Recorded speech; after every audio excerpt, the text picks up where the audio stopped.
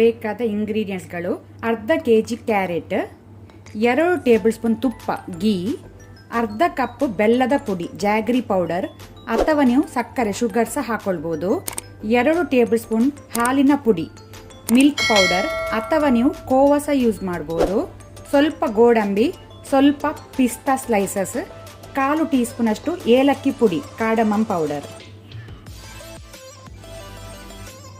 ಮೊದಲಿಗೆ ನಾವು ಕ್ಯಾರೆಟ್ನ ಸಿಪ್ಪೆ ತೆಗೆಯುವ, ಸ್ಕಿನ್. ಆನಂತರ ನೀರಲ್ಲಿ ಒಳ್ಳೆ ರೀತಿ ತೊಳ್ಕೊಳ್ಳಿ. ನಾನಿಲ್ಲಿ ಕುಕ್ಕರ್ ಬಿಸಿಗಿಟ್ಟಿದ್ದೇನೆ, ಅದಕ್ಕೆ ತುಪ್ಪ ಹಾಕೋಣ. ಗೀ 1-1.5 ಟೇಬಲ್ ಸ್ಪೂನ್ ಅಷ್ಟು ತುಪ್ಪ ಹಾಕೋಣ.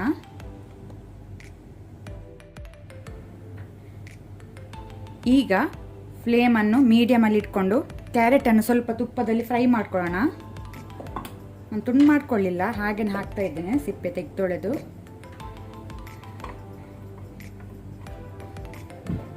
ಸ್ವಲ್ಪ ಫ್ರೈ ಆಗಲಿ.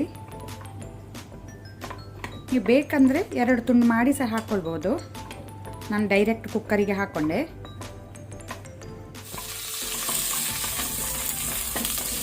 ಸಾಕು, ಕ್ಯಾರೆಟ್ ಫ್ರೈ ಆಗಿದೆ. ಈಗ ನಾನು ಫ್ಲೇಮನ್ನು ಲೋ ಮಾಡಿಕೊಂಡು ಕ್ಯಾರೆಟ್ ಬೇಯಲಿಕ್ಕೆ ಅಂತ ವಾಟರ್ ನೀರು ಹಾಕೋಣ. ಫ್ಲೇಮ್ ಲೋ ಅಲ್ಲಿ ಇಟ್ಕೊಳ್ಳಿ ನೀರು ಹಾಕುವಾಗ.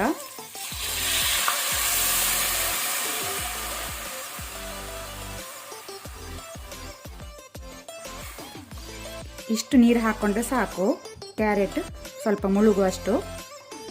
ಈಗ ನಾನು ಪುನಃ ಫ್ಲೇಮನ್ನು ಹೈಯಲ್ಲಿ ಇಟ್ಕೊಳ್ತೇನೆ. ಹೈ ಫ್ಲೇಮಲ್ಲಿ ಕುಕ್ಕರ್ನ ಬಾಯಿ ಮುಚ್ಚಿ 2 ವಿಸಿಲ್ಸ್ ಕೊಡುವ. ಸಾಫ್ಟ್ ಆಗಲಿ ಕ್ಯಾರೆಟ್. ಕುಕ್ಕರ್ನ ಪ್ರೆಷರ್ ರಿಲೀಸ್ ಆದ ನಂತರ ಅದರ ಲಿಡ್ ತೆಗೆದೆ. ಕ್ಯಾರೆಟ್ ಸಾಫ್ಟ್ ಆಗಿ ಬೆಂದಿದೆ, ಸಾಕು. ಈಗ ನಾವಿದನ್ನು ಮ್ಯಾಶ್ ಮಾಡಬೇಕು. ನಿಧಾನಕ್ಕೆ ಇದನ್ನು ಮ್ಯಾಶ್ ಮಾಡಿ. ಸ್ವಲ್ಪ ನೀರುಂಟು, ತೊಂದರೆ ಇಲ್ಲ, ನೀರಿದ್ರೆ ಮತ್ತೆ ಡ್ರೈ ಆಗ್ತದೆ.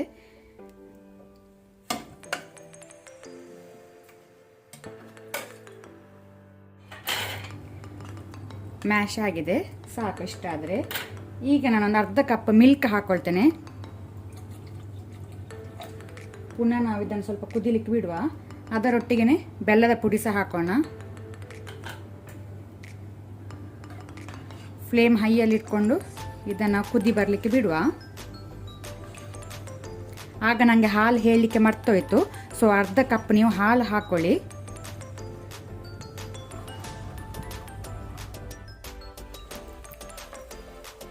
ಇಲ್ಲಿ ನೀವು ನೋಡ್ಬೋದು ಹಾಲೆಲ್ಲ ಡ್ರೈ ಆಗ್ತಾ ಬಂತು. ಈಗ ನಾವು ಹಾಲಿನ ಪೌಡರ್ ಹಾಕೋಣ, ಮಿಲ್ಕ್ ಪೌಡರ್ ಹಾಕೋಣ.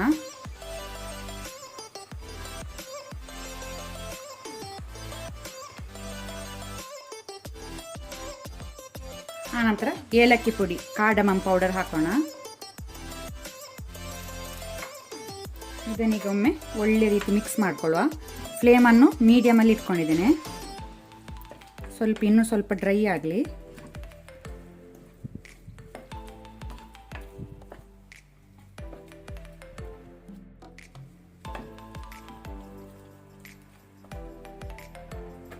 ಒಂದು ಚಿಟಕಿಯಷ್ಟು ಉಪ್ಪು ಸಾಲ್ಟ್ ಹಾಕೋಣ, ಜಾಸ್ತಿ ಅಲ್ಲ, ಜಸ್ಟ್ ಒಂದು ಚಿಟಕಿಯಷ್ಟು. ಟೇಸ್ಟ್ ಒಳ್ಳೆಯದಾಗ್ತದಾಗ, ಇಲ್ಲದ ಸ್ವಲ್ಪ ಚಪ್ಪೆ ಅನಿಸುತ್ತೆ.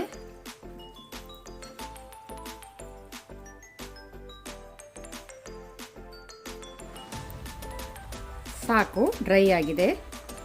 ಈಗ ನಾವು ಗೋಡಂಬಿ ಹುರ್ಕೊಳ್ಳುವ. ಫ್ಲೇಮ್ ಆಫ್ ಮಾಡಿ. ಈಗ ನಾವು ಉಳಿದಂತೆ ಎಲ್ಲ ತುಪ್ಪ ಗೀಯನ್ನು ಹಾಕೋಣ, ಬಿಸಿಯಾಗಲಿ. ಇದಕ್ಕೆ ಗೋಡಂಬಿ ಹಾಕೋಣ. ಗೋಡಂಬಿಯನ್ನು ನಾನು 2 ಭಾಗ ಮಾಡಿ ಹಾಕೊಂಡೆ.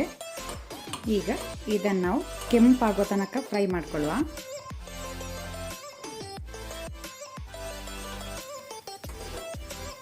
ಸಾಕು, ಗೋಡಂಬಿ ಕೆಂಪಾಗಿದೆ. ಫ್ಲೇಮ್ ಆಫ್ ಮಾಡುವ. ಮೇಲೆಯಿಂದ ಗೋಡಂಬಿ ಹಾಕೋಣ. ಆನಂತರ ಪಿಸ್ತಾ ಸ್ಲೈಸಸ್ ಅನ್ನು ಸಹ ಹಾಕೋಣ.